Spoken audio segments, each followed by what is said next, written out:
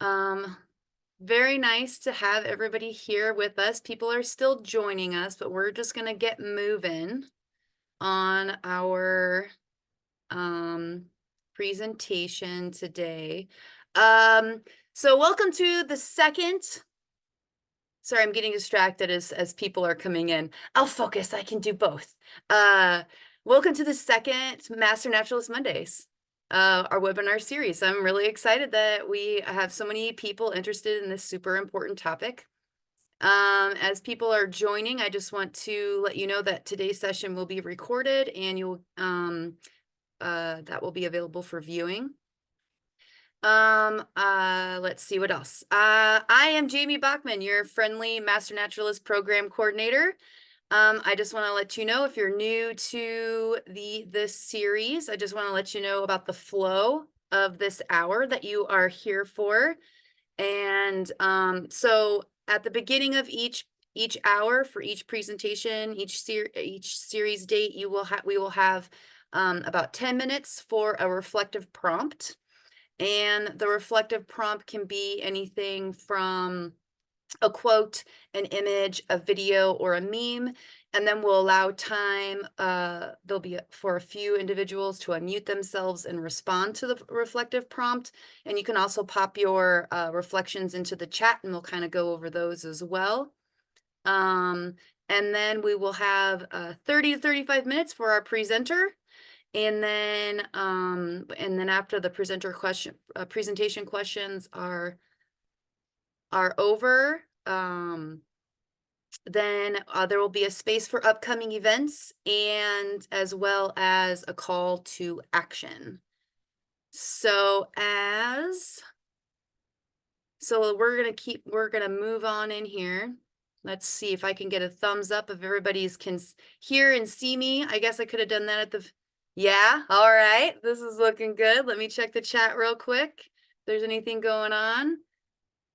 Okay, sounds good. I'm gonna go ahead and share my screen for our reflective prompt. It's going to be a quick 40-minute video clip, okay?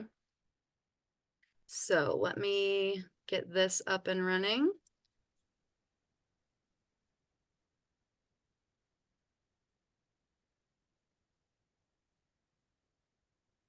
If I can. As you're getting it, Jamie, can I ask, is it 40 seconds or 40 minutes? I just assumed. Did I say it's 40 seconds? Thank you. That's what I thought. Okay, yeah. Thank you, Amber. You're so absolutely. lucky. Did I say 40 minutes? A quick 40 minutes. Okay, share screen. Here we go. I will want to.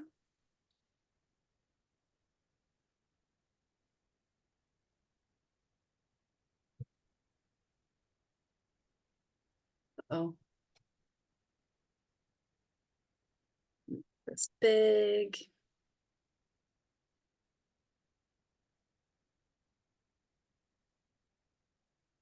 Oh, this juggle is trickier than I thought. 1 second, friends. Okay. Can everybody see this gentleman? Oh, I think I need to do one more thing real quick. Share with sound. I did. Look at me go. Okay, everybody. Are we ready? We see this gentleman's face? Okay. 40 seconds. Live. Hi. Are you feeling tired, irritable, stressed out? Well, you might consider nature. From the people that brought you Getting Outside comes prescription strength Nature, a non-harmful medication shown to relieve the crippling symptoms of modern life. Nature's recommended for humans of all ages, and it's great for pets too. Nature can reduce cynicism, meaninglessness, anal retentiveness, and murderous rage. In clinical studies, Nature is proven to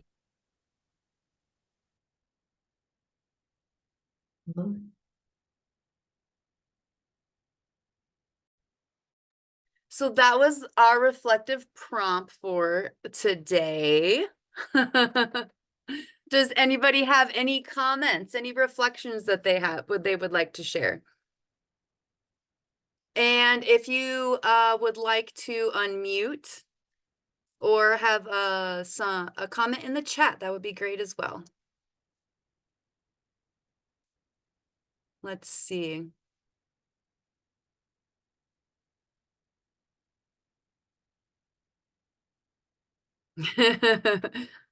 I wish they could have played the commercial at the Super Bowl.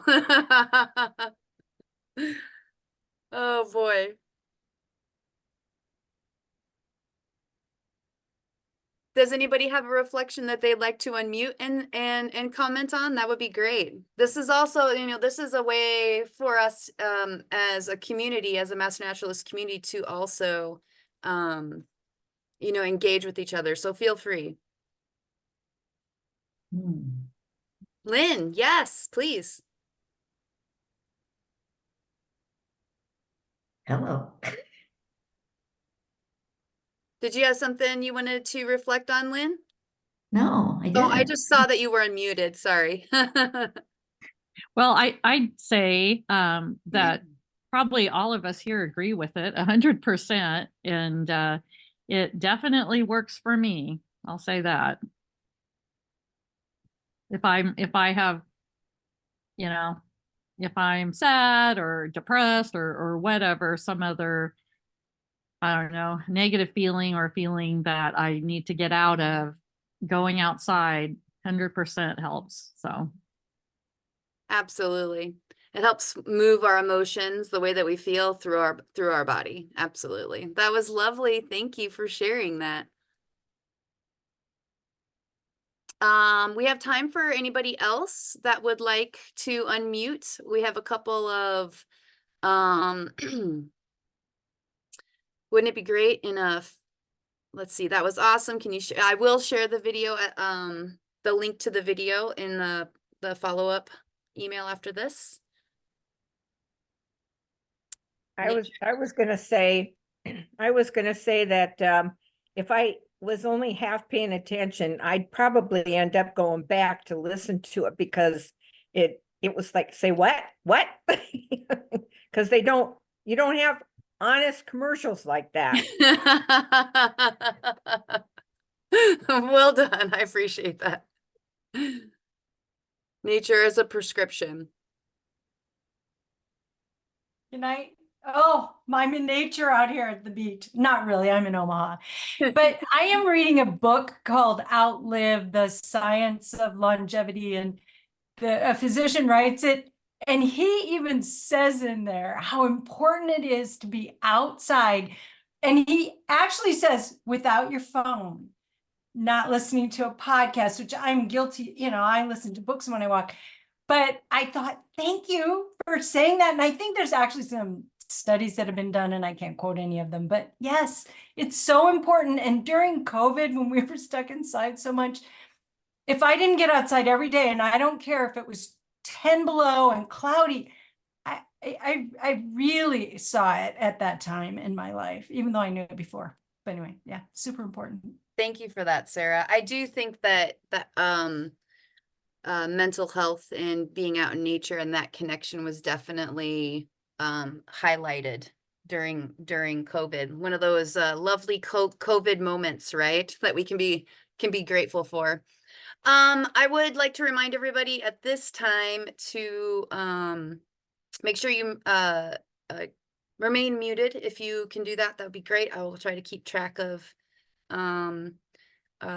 everybody. And if in the chat, also a great book called The Nature Fix. Thanks, Amber. That is a really great book about this connection as well. We're gonna go. I would like to now introduce, one moment. Decreased Oh, or increased catatonia. Our presenter today. We have with us, I just want to make sure I have everything up so I can. There's so many tabs. Does anyone have this problem? Okay, let me find you all now again. All right. Very good. So today for our presentation, we have with us Melissa Breazile. And she is going to present on remembering our nature, rebuilding connections to heal the land. Melissa Breazile is the founder of Wild Tree Collective, where she facilitates nature-based experiences to help adults and youth find connection with themselves and with nature. Based in Omaha, Nebraska, Melissa is a Kripalu. You'll have to fix that for me when you get on, Melissa. A certified mindful outdoor guide and a Nebraska Master Naturalist as well, with a background in nonprofit communications and public policy work. In her free time, she enjoys traveling, hiking, trying new food, and saying hi to all the trees. I am very grateful to have you here with us today, Melissa. Oh, thank you so much for having me, Jamie, and everybody here at Nebraska Master Naturalist. It's amazing to be here today. I am going to pop up on my screen. I'm going to share a slide deck. So please be patient with me as I also find my way through some tabs. And we'll get started here. Does that look good? Hopefully you're seeing my slide deck. Awesome. Well, as far as just kind of getting settled into this space, and Jamie, by the way, you did a great job of pronouncing things, all good, we're set. But as we're just kind of coming into this space together, I think that Nature Fix video, or the nature prescription video that you shared was spot on. It made me laugh, and it's also very relatable. I feel this myself, just the way when I go out into nature, I feel some restoration, right? And I get over some of my anxieties and anal retentiveness and whatever else. But as we're just kind of like coming into this space, I wonder if we can all just kind of take a moment together to get centered. And so just to do this, let's take a deep breath together and relax into our chairs or wherever we're sitting. Just find that feet find the ground underneath of your feet. Feel yourself begin to connect into your body. Allow your breath, allow your heart rate to slow. Just take a moment to check in with your senses. If you are located near a window, maybe see what's going on outside around you. What's the weather like where you are? Can you see any living beings out your window? Who's out there? What's going on in your neighborhood? Just notice what you're feeling in this moment. Let's take one more deep breath together. Now that we're settled in a little, let's just come back into this space together. Come back together as a community. Like I said, I am just really delighted to be here together with you today and to be talking about healing our relationship with nature as humans.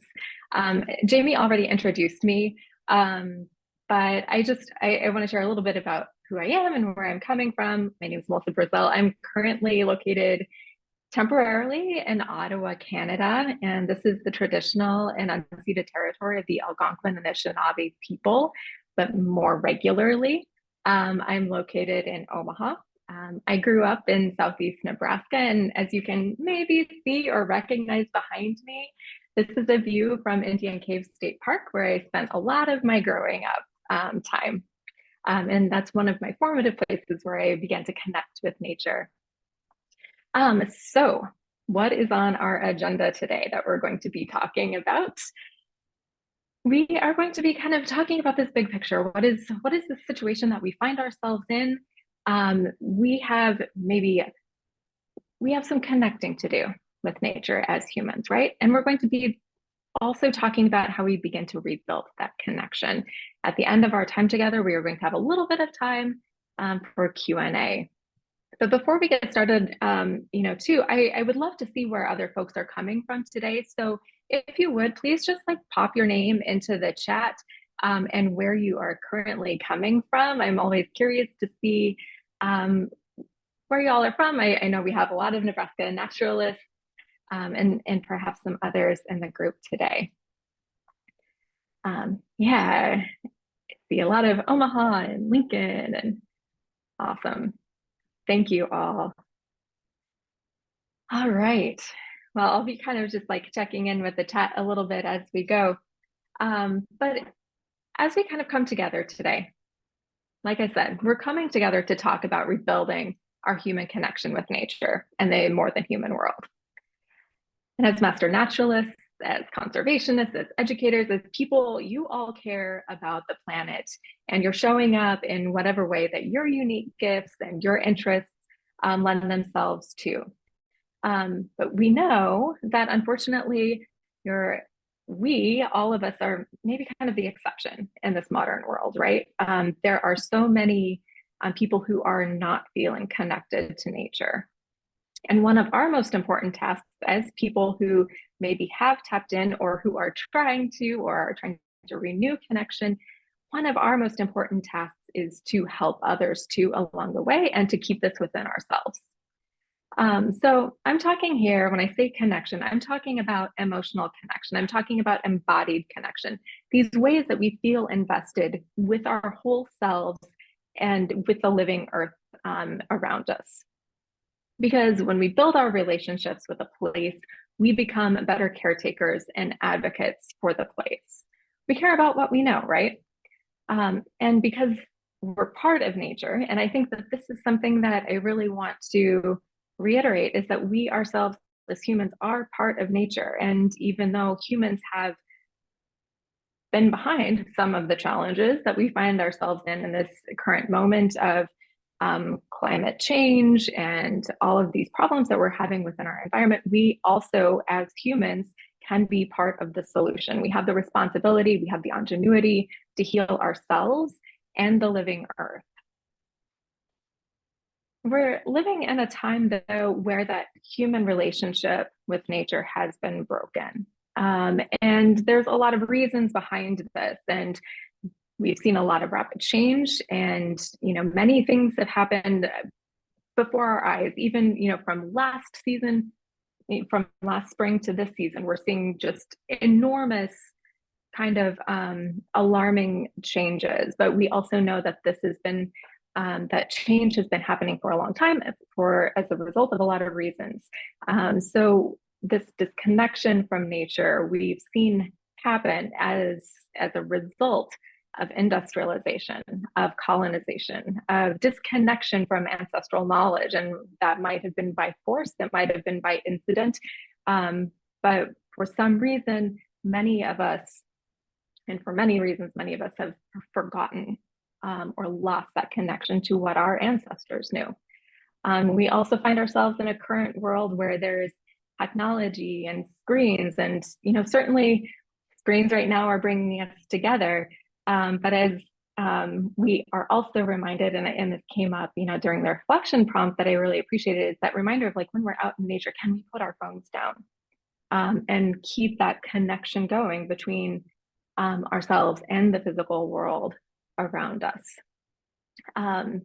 So all of these disconnections and this history of disconnection, this has dire consequences, right, for human and environmental health.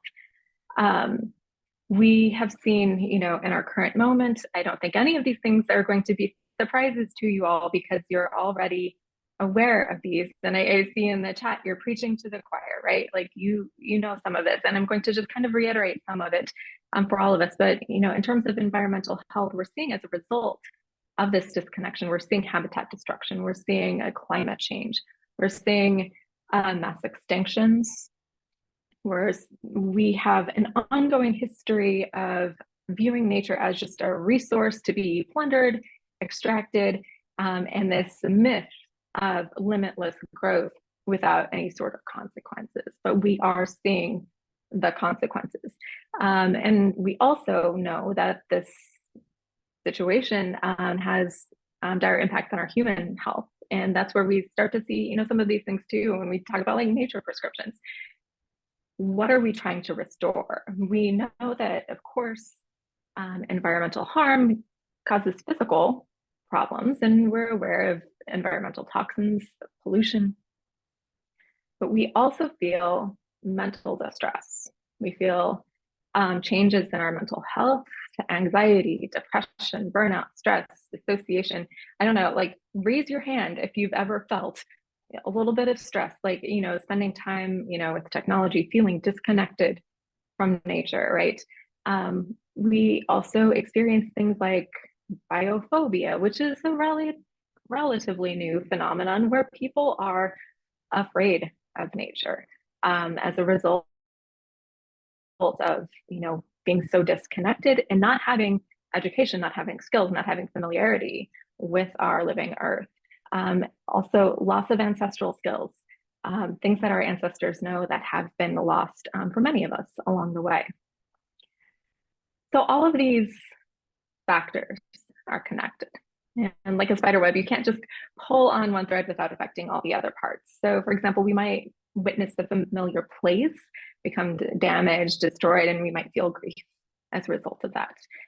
We might spend too much time indoors on screens and feel anxiety, feel stress, and we can dissociate or disconnect as a result of these problems to kind of protect ourselves. But then this also has the effect of furthering our disconnection from the living earth and from our human community. So that's part of the reason why too it's so important for us to come together as humans, in these spaces to share in some of this experience. The late environmentalist and Nobel Prize winner Wangari Maathai put it really well when she shared how some of these factors are connected. And I'll just read this quote. She said today, and this was in 2004 where she made this quote, so it's still very apt. She said, "Today we are faced with a challenge that calls for a shift in our thinking so that humanity stops threatening its life support system. We are called to assist the earth to heal her wounds and in the process heal our own. Indeed, to embrace the whole of creation in all its diversity, beauty, and wonder. Recognizing that sustainable development, democracy, and peace are indivisible is an idea whose time has come." And I'm wondering, is this resonating with anybody right now? Do you see the connection between these systems, between individuals, between our communities, large and small? Make some sense? As we begin to find our way back, though, we can do some things to begin to rebuild these connections. We're trying to do something different here, right? So all of us are people who hopefully have experienced a meaningful connection with nature, and I believe we all have in this space. So I want you to think about, just like take a moment to think about when you have felt supported by the living earth and what that might have activated in you. And I wonder, did that give you a feeling of wanting to maybe give back? Did it make you feel maybe a little protective of the place, maybe a little bit more interested in what happens there? So this is kind of getting to the idea of reciprocity, right? And one of my favorite people to go back to in thinking about reciprocity is Robin Wall Kimmerer. And I imagine many of you are probably familiar with her work.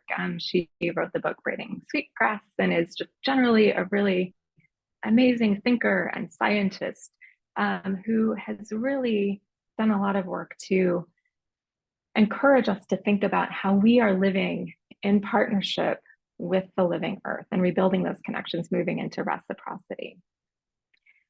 There's a quote from her that I love, and she said, "Knowing that you love the earth changes you. It activates you to defend and protect and celebrate. But when you feel the earth loves you in return, that feeling transforms the relationship into a sacred bond." So let's take a moment for us to remember something. I'm thinking about reciprocity. I haven't flipped my slides on time, but as we're thinking about reciprocity, one of the things that I've kind of been kicking around is like, what are some of those pieces that can help us move toward reciprocity? And I'm thinking about remembering, reconnecting, reimagining. And so let's begin with remembering. Who are we and where did we come from? And I bet many of you can remember a place, maybe as a child, where you felt connected to nature. And this might have been a place where you maybe wandered, you explored, you noticed something that captured your attention, and maybe it sparked some curiosity. So just take a moment to take you back to that place, and especially if it was in childhood. If it wasn't, that's okay. But think back. For me, I mentioned Indian Cave as one place where I began to build this connection. And another place that was really important to me was in my grandma's backyard. And she lived on the edge of town in Auburn, Nebraska, which is in the southeast corner. And I spent a lot of my days, since this was the 80s and I could be kind of a feral child, I just was allowed to wander. And I spent time, hanging out, just looking at all the things, playing in the trees, climbing the trees. Yeah, growing up near a creek and exploring, I see in the chat. So there were these moments where I was just allowed to be and play. And I think for many of us as children, like those moments are sparked, right? So think about that. And then I want you, as you're reflecting on that memory, to pop into the chat just a couple of words that come to mind as you're reflecting on that memory, like, or that feeling. What does that bring up for you? Just a couple of words of what you felt like. Yeah, peace. Absolutely. Freedom. A couple, yeah. Oh, lots of freedom here. Imagination, peace, safety. Love these. They're really powerful words. Warmth, awe, and wonder. Oh, climbing in trees when things felt stressful at home. I felt held and safe. Yeah, nothing holds you quite like a tree, right? Calm and sane and adventure. Oh, these are wonderful. Joy. Oh, grandparents' farm. Yeah, peace and joy and freedom. Discovery. Welcome home. Yeah, home away from home. Oh, these feelings of home, right? Deep connection, belonging, acceptance. Yeah, Amber, I've never been judged by a tree before, right? Climbing up in a mulberry tree and watching birds. Oh, and you get a snack too, so that's always nice when you're in the mulberry tree. So I'm thinking about this, and Rachel Carson also wrote really beautifully about this when she said, a child world is fresh and new and beautiful, full of wonder and excitement.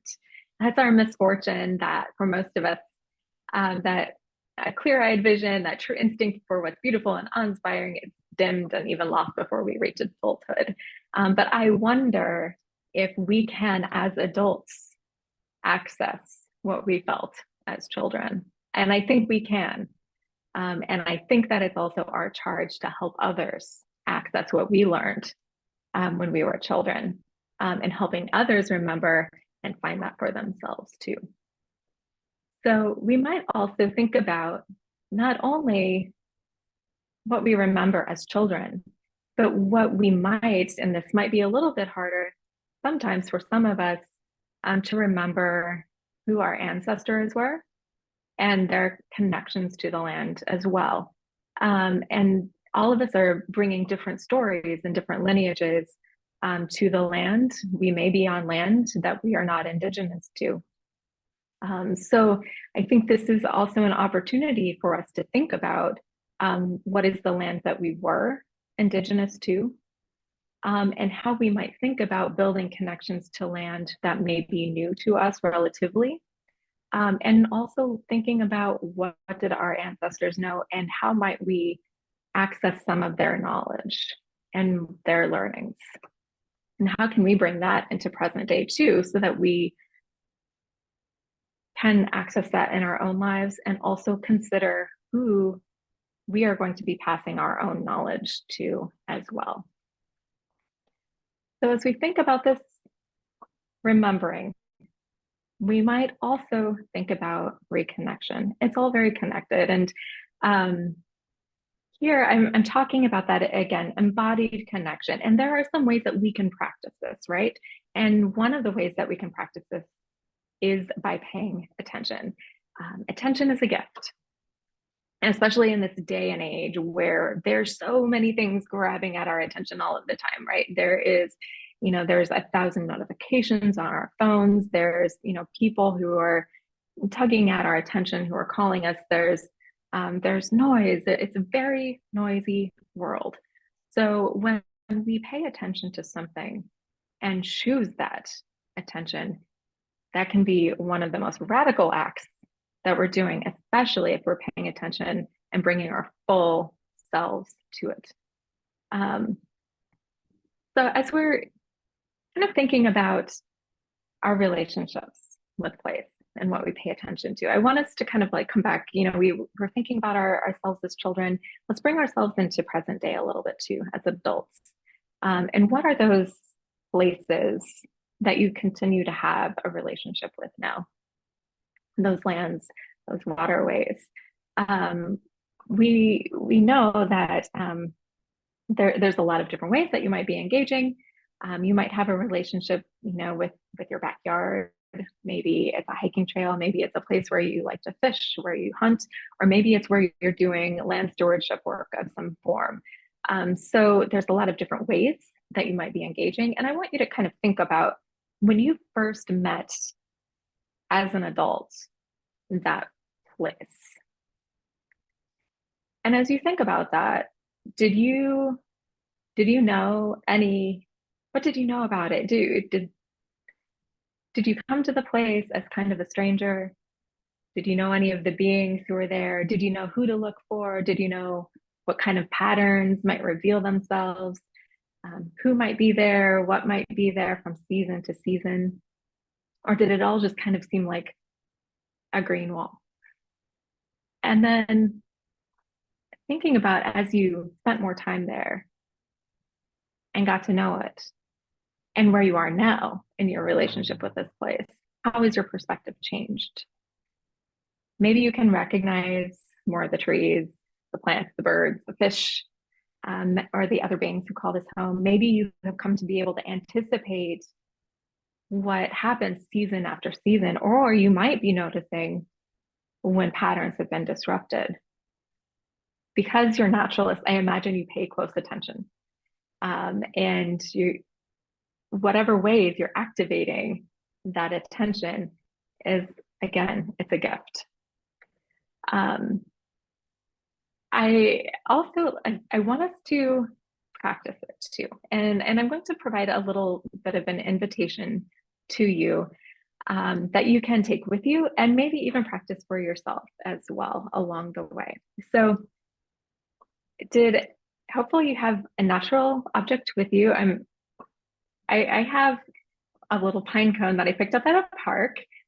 If you don't have something with you, maybe you look around you if you have like a potted plant, or even just looking out at the window, whatever might be happening outside, we can make it work.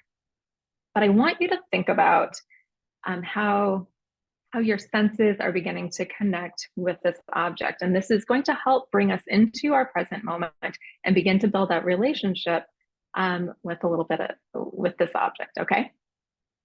So as you're thinking about when you go into nature and when you are maybe exploring, when you're working, whatever you're doing, what is the sense that you rely upon the most? And I wonder if you could just like pop this into the chat. I'm curious what folks say. For me, I think I sight. Yeah, I think that's a big one, just going in, hearing, sight, visual. Yeah. Smell, sight, then smell, sounds. Yeah. So many sounds. Oh, feeling wind. Yeah. Lots of sounds, smells. Oh, bringing back all the memories. Absolutely. Those connections, right, with our senses. and our history, and smell is such a good one for that. Touch, smell, quiet. Absolutely. My smell works the best with my memories. Yeah, sight, then sound, then scent. All right. So whatever you tend to lead with, whatever sense that might be, I want you to take your object or your view, your surroundings, whatever you're working with today, and just take a moment to engage with your object using that sense and get creative. So if, like, for example, you're using sight, I'm looking at my pinecone and thinking, looking at the overall shape, but also zooming in a little bit, looking at the smaller pieces. If you use hearing, your object might not make sounds, but can you play it? Can you tap it? What are the ways that you might bring out some messages within this item for you? And I'll just give you a moment to play with that.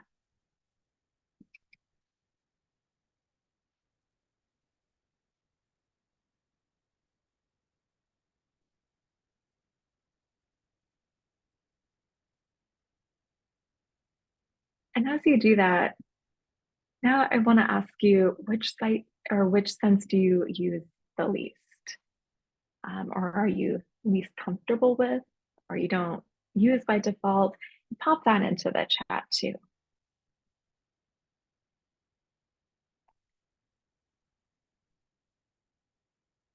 I think when I'm in nature, I tend to not use my sense of taste as much. Hearing, because it's my worst, absolutely.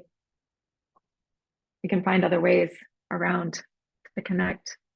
Taste.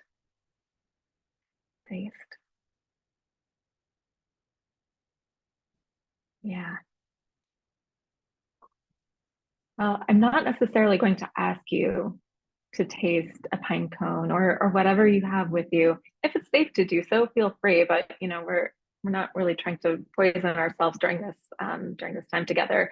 But I would encourage you, if there is something that you tend to rely on less or is less activated, explore for a moment that sense in relationship with your object. So maybe if you don't use smell as much, like maybe smell,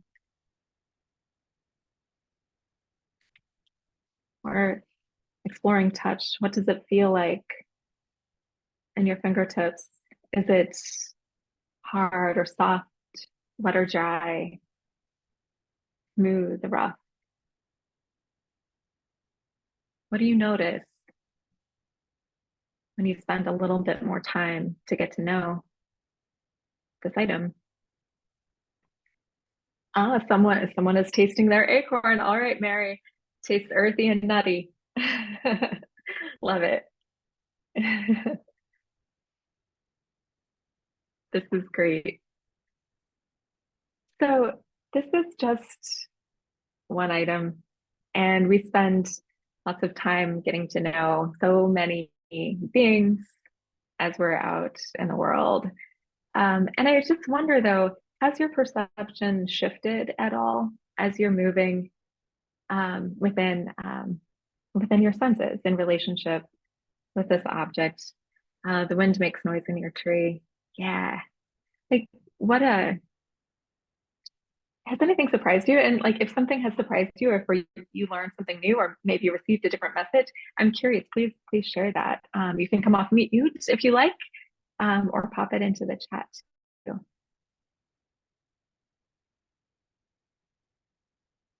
I'm noticing for myself, like this pine cone, it's a little drier than when I first picked it up, maybe a couple of months ago. I've had it inside for a while. And it's like, it feels a lot lighter. There's like less moisture in it. So it feels a little more hollow. It feels just a different, lighter in my hands. I really appreciate, Melissa, the language that you're using, like what messages. So you're like, you're using your senses to and hearing, but with all of the senses, you know, you're listening with all your sensitive senses. I really liked that. Thank you for sharing that with us. Yeah, thank you, Jamie. Yeah, absolutely. Yeah. Oh, Rachel is sharing that touching a houseplant creates a tingling in your fingertips. I realize how little I touch nature to engage with it, and it's exciting to feel different textures. Yeah, absolutely. Oh, and William is noticing new red caps just today on the maple limbs. Yeah, and like this is part of it, right? Is that as we're like spending time, you know, really engaging in our senses, we see what's new and what's changing and what might be surprising us around us, what we expect to see and maybe what we don't expect to see.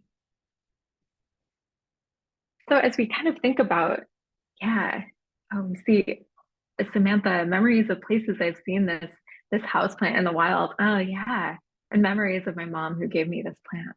Yeah, right. The ways that we can connect to place and people through plants. I love that.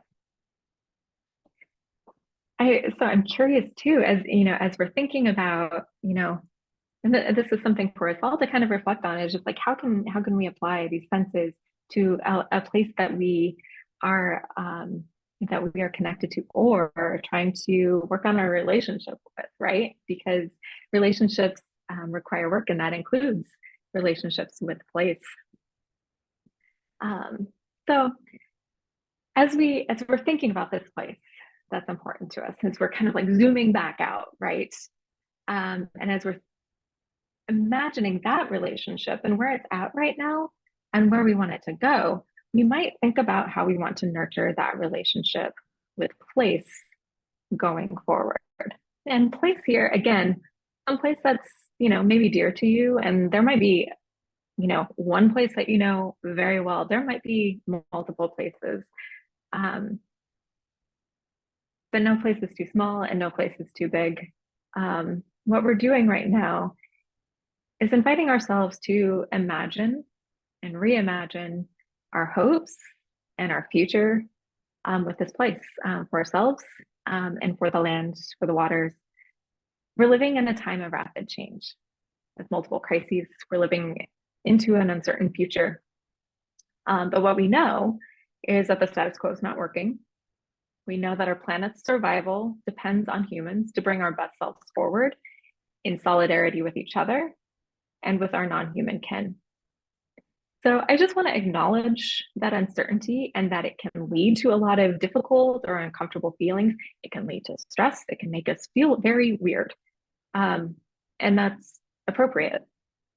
Part of our work in healing both the planet and ourselves is to take stock of these feelings and to not deny them. And then we get to decide how we move forward. So as we meet this moment, let's just remind ourselves that the future remains unwritten. My ask of you is to spend some time thinking about your place in the larger ecosystems around you. Small or large ecosystems, we're all part of something. And we imagine what we want that to look like today for ourselves and for our place. Imagining it 5 years from now, 10 years from now, and for our descendants and many years ahead. So knowing what you know in this moment, what do you need to do for yourself and for others to remember that you're part of nature, to reconnect in whatever ways that you need to, and to reimagine what our collective future could look like? And I'm going to just leave you with one final quote from the amazing Joanna Macy. She said, "The biggest gift you can give is to be absolutely present. And when you're worrying about whether you're hopeless or hopeful or pessimistic or optimistic, who cares? The main thing is that you're showing up, that you're here, and that you're finding ever more capacity to love this world, because it will not be healed without that." So with that, I just really want to thank you all for being being here in this moment, for being present, and for loving the world as you do. And I just encourage you to keep loving the world. And with that, I think we may have some time for Q&A. Is that right? Yeah.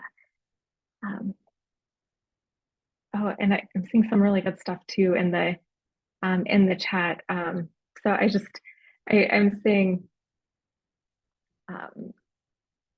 I'm going to stop sharing for the moment, but I see that Sue was holding a heart-shaped rock given to me by a child. Oh, that, yes, absolutely. And Jane is asking, could the messages from nature we're getting be from our ancestors? Like the pine cone that I picked up was probably picked up by our ancestors in the same way, maybe even in the same spot as our earth was covered in trees. Oh, I love that idea. Absolutely. Yeah.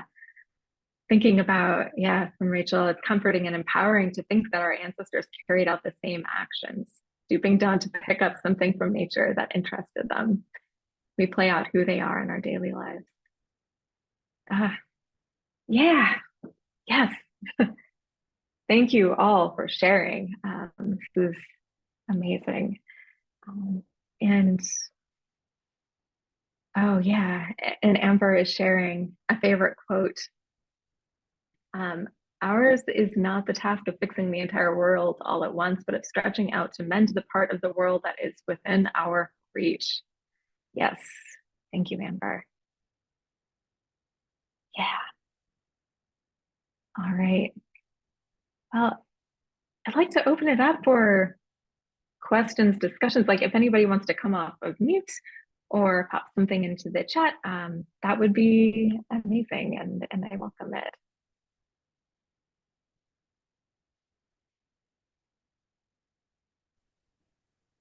Yeah, this is Teresa, and the Joanna Macy quote that you had at the end just hit right on target, because I've been thinking, it's all doomsday, all that, and her quote just really hit home with me that, it's not the feelings, you don't have to be positive, or you just have to be present, and that's the good place to start. Absolutely. Yeah, thanks, Teresa. I think Joanna Macy has just, really contributed some beautiful thoughts on like how we grapple with this moment and how we orient ourselves, and making choices about, how we want to move forward. And, do we want to give into the status quo? Do we want to give into doomsday, or do we want to show up, to make something different? So thank you. Mary, thank you for this question. Tell us about Wild Tree Collaborative. Yeah, so that is an organization. It's a company I started last year after kind of doing some mindfulness and forest bathing kind of adjacent work informally for a few years prior. But last year I started this company to help people connect with nature and to begin to, to bridge that connection for like both our own like human health and to connect more to the world so that we can be better contributors to our planetary health as well. So I guide experiences primarily in Omaha, but also online. I would love to come to other parts of the state to guide experiences that help us move into mindfulness. If you're at all familiar with like forest bathing, there's some similarities, but we practice a lot of mindfulness. It's all about slowing down. There's no like aggressive hiking or anything. It's intended to be very accessible and slow so that we can drop into our bodies and connect with the earth. So please do feel free to visit my website. It's wildtreecollaborative.com, and there's some upcoming offerings, and there's always more that are being added as well. So thanks for letting me plug that. It looks like Margie's unmuted here. Oh, Margie, yeah. Thank you, lovely ladies. I was a little bit late because I'm down in the deserts of Arizona, where we know so much from our indigenous people. And as a spiritual director, we're doing a lot presently on the importance of paying attention to the inner wisdom, and you talked about that embodied connection, which is again one of the main portals into touching base with not only ourselves but the bigger world. So I really appreciate the work you're doing, as we are likewise in spiritual direction, inviting people to pay attention to this inner wisdom, especially from the world around them. So there's a wonderful connection, and I thank you. And many of our Indigenous people know this profoundly, and we've tried to squash it out of them because it's our Western way of being so much in the mind. But thank you for, again, illuminating and reminding us of the importance of this inner wisdom and paying attention to the world around us. It's holy work. Thank you so much. Thank you for sharing that, Margie. Really appreciate it. And absolutely, I agree with everything you said. Thank you.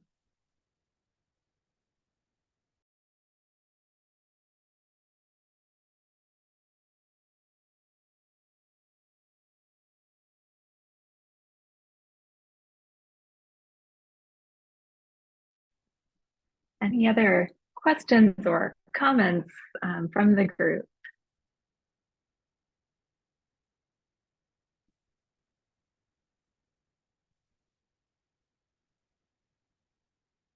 Great. I was wondering, I had a question. Any Okay. tips for like engaging people that haven't thought about nature in this way before, or who don't necessarily have like that personal connection in their past to nature? I feel like some of the language feels like a little bit esoteric, which is very exciting to me. But also I'm trying to think about like how, again, like you're talking about making it as approachable and accessible as possible for people that maybe aren't used to thinking about it this way. Do you have any tips?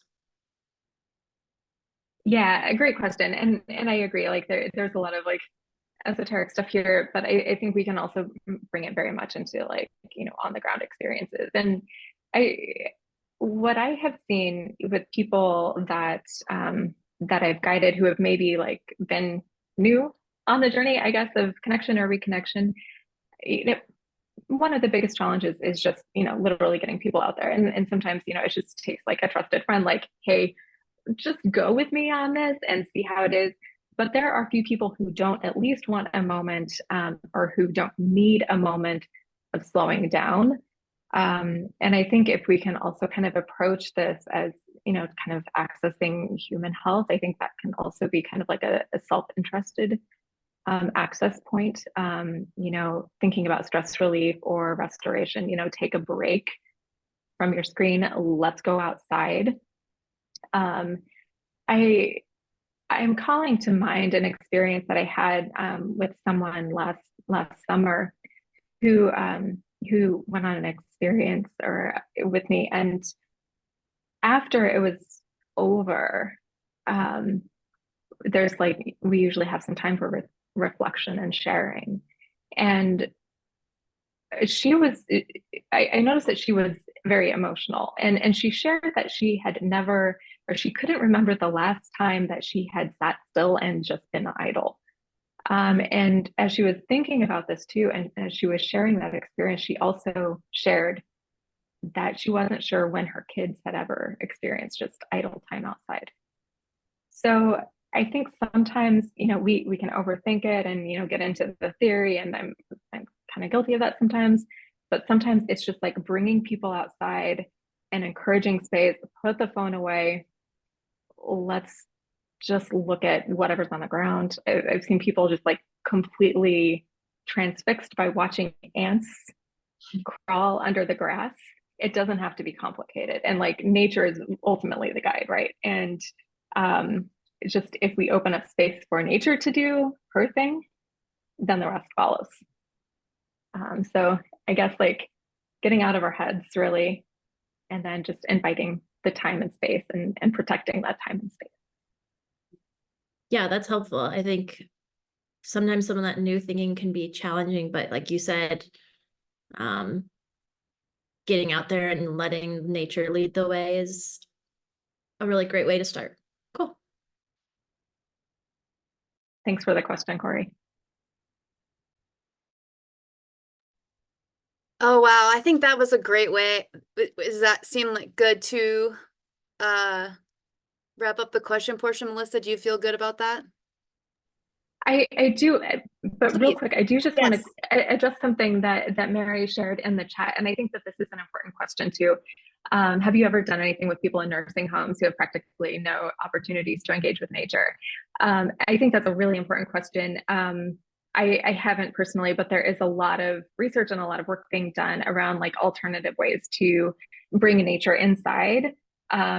Sometimes, that can be done like using virtual, like it's not ideal, but using even like wildlife camps can provide relief and connection for people. Also, what are some natural elements or sensory experiences that you can bring inside? So there's some options. It requires some like creative thinking, but I think it's really important and it is feasible. So quick response there, but would love to chat more. Thank you so much, Melissa. I feel like like an emotional jellyfish, maybe. I feel like I have been grounded. I really appreciate that. I would like to keep talking and reflecting on this, but I do want to pull up this last portion that is a part of this hour is sharing some event updates. It feels I don't want to do that. I want to stay here with you, Melissa, but we're gonna go do this. I want to share with you, just keep everybody informed about some updates that we have coming for Nebraska Master Naturalist. I'm just going to briefly cover these because I want to respect everybody's time and we're coming up on our hour here. And so I'll cover these very quickly, and you can go to our website, nemasternaturalist.org, for further details or to register. Let's see here. How do I move forward? Here we go. Next month's Master Naturalist Mondays webinar is entitled Unlawning Suburbia. Benjamin Vaught from Lincoln is coming in to Master Naturalist Mondays. You can check out the presentation and his what his expertise is native native suburban lawn design, I do believe is a way to say that. So check out more information on that presentation on our website. This Saturday, we have Nebraska Master Naturalist Nature Nerd Trivia happening for us. It's a social event for us. And that will be at Soaring Wings Vineyard and Brewing in Springfield, Nebraska. Again, there's more details on the website or on the Nebraska Master Naturalist Facebook page.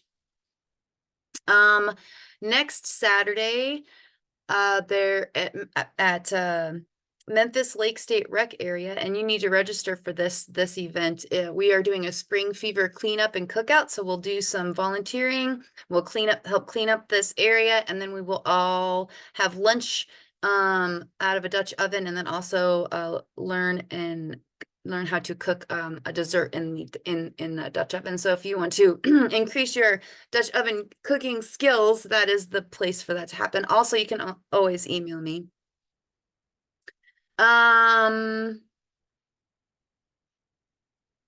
We have our Nebraska Master Naturalist Core 24 Plus training coming up in April.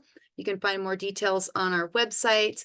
And also part of that Core 24 Plus workshop, Sundays are added on as a workshop for incoming Master Naturalists and also certified Master Naturalists to create connection and community. So you together, the incoming and the certified Master Naturalists will be getting training on BioBlitzes, City Nature Challenge, and iNaturalist. So you can find more information on the website about that as well. And real quick before the call to action, I just want to let you know there will be a follow-up email with all of Melissa's contact information and an evaluation as well. Please make sure you fill out the evaluation. It's a great way to get feedback, and it is your tool. It's a tool available for you to help shape what this series looks like. So the call to action with intention. Okay. Taking a breath. 1 to 2 minute check in with your body at some point in time today or tomorrow, whenever it is you think about it. Whenever you think, oh yeah, the call to action, check in with your mind and body, see where you are at, and then spend some unstructured time outdoors. 10 minutes, 5 minutes. Sometimes you go out for 5 minutes, but you end up spending longer, right? Typically is what happens. And then at the end of that experience, check back in with your mind and your body. And make note of if there's any differences or any changes. And if you found any relief, if you feel more grounded, if you feel slower, if you feel connected. And this can just be a tool as a practice that you want or to start implementing, or it can just be I'm just going to try this and see what it does for me. Thank you everybody for joining us today. What a lovely presentation. Thank you so much, Melissa. And we're 2 minutes over, so I want everyone to have a really great afternoon, and I hope you get some sunshine in your eyeballs. Bye everyone.